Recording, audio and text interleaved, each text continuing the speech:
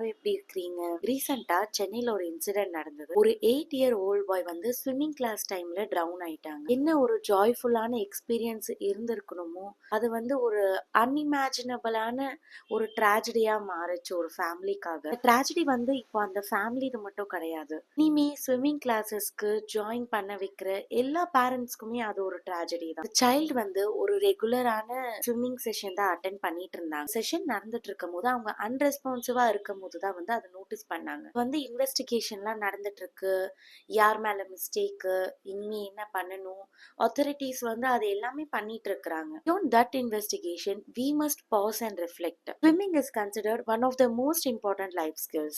Kids and children, whoever are learning swimming, is very good for their confidence, physical strength and water safety. ஒரு பெரிய truth வந்து அது வந்து நிறைய பேருக்கு தெரியாம என்ன இருக்குன்னா வந்து ட்ரவுனிங்ன்றது ரொம்ப silent.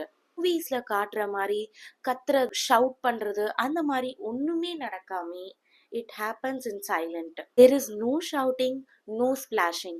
A child can slip underwater within seconds.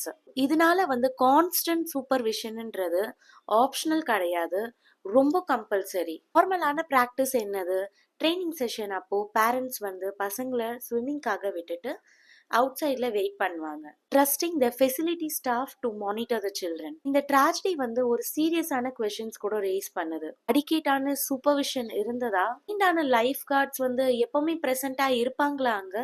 அந்த டிஸ்ட்ரெஸ் நடக்கும் போது ஏதாவது ஒரு சைன்ஸ் இருந்ததா இல்லையா? எமர்ஜென்சி ரெஸ்கியூ எக்யூப்மெண்ட் ரெடியா இருந்ததா? கொஸ்டின்ஸ் வந்து யாரையுமே பிளேம் பண்றதுக்காக இல்ல, பட் இனிமே ஃபியூச்சர்ல எந்த ட்ராஜடியோ வராம அது தடுக்கிறதுக்கு மட்டும் தான். இது வந்து ஒரு ஃபேமிலியோட பெயின் கிடையாது. This is a wake up call for all of us. பசங்களை அந்த மாதிரி கிளாஸஸ் சேர்க்கும் போது சர்டிஃபைட் லைஃப் கார்ட்ஸ் வந்து எப்பவுமே பிரசண்டா இருக்காங்களா இல்லையான்னு நம்ம தெரிஞ்சுக்கணும். Safe trainer to child ratio should be maintained. Emergency rescue equipment available இருக்கா இல்லையா நம்ம கண்டிப்பா தெரிஞ்சுக்கணும். அந்த பூலோட டெப்த் வந்து நம்மளோட சைல்டோட ஸ்கில்க்கு சூட் ஆகுமா இல்லையான்னு நம்ம தெரிஞ்சுக்கணும். The family is grieving a loss that can never be replaced.